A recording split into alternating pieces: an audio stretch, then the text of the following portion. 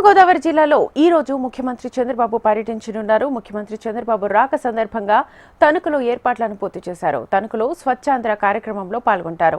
ఈ రోజు ఉదయం 8:30 నుంచి మధ్యాహ్నం 12 గంటల వరకు సీఎం చంద్రబాబు పర్యటిస్తారని షెడ్యూల్ని రూపొందించారు.